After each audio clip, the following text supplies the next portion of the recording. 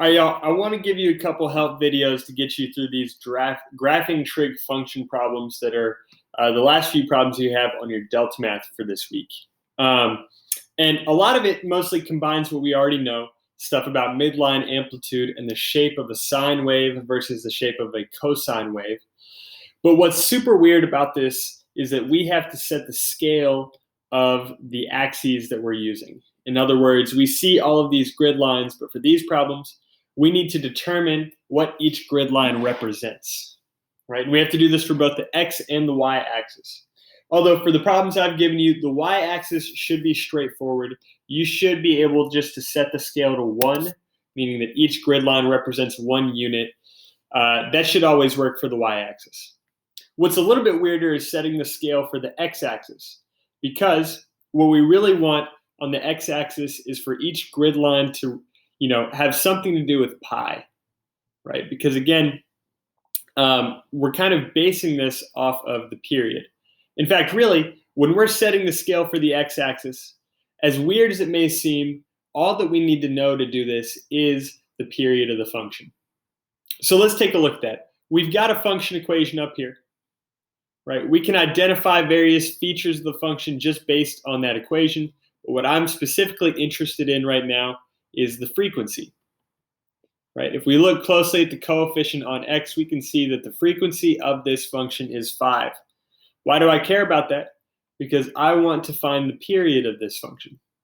And the period, as we know, is equal to 2 pi divided by the frequency. So the period here is 2 pi divided by 5. Can I simplify that? No, I cannot. So that's actually how I'm going to leave the period of the function. And now, as weird as it seems, that is exactly what we're going to use to set the scale of this axis, right? So in this box, it says x-axis label. I'm literally just going to type 2, hit the pi symbol, /5. Now, here's what that allows us to do.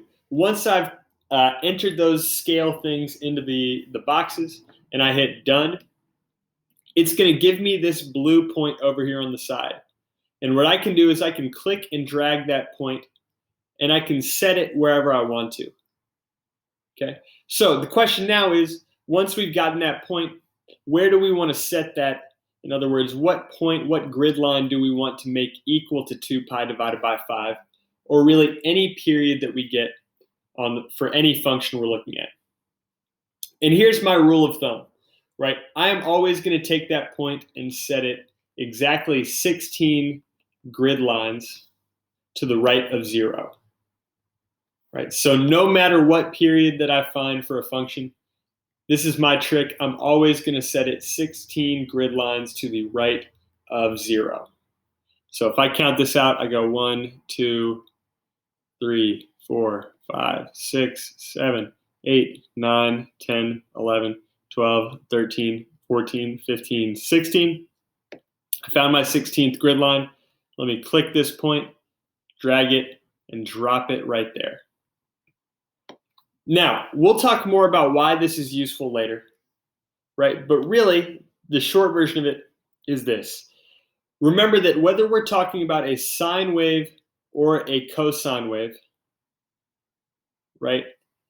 The way that we can kind of get some landmarks within that shape is by figuring out where the function is at its quarter points, right? So like, where is it when the function is exactly 1/4 of the way through its period? Where is it when it's exactly 2/4, or in other words, 1/2 of the way through its period?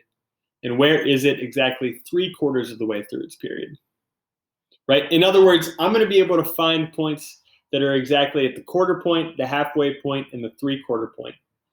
And if I set the period equal to 16 grid lines, it's really easy to break it up into quarters like that, right? Because what is 1/4 of 16? 1/4 of 16 is equal to 4. So every 4 grid lines is going to represent 1/4 of the period, right? 1, 2, 3, 4. That's my first quarter point. 1, 2, 3, 4. That's halfway through the period. 1, 2, 3, 4 gets us to 3/4 of the way through the period. And then the last 4 grid lines get us to the final stopping place in the period.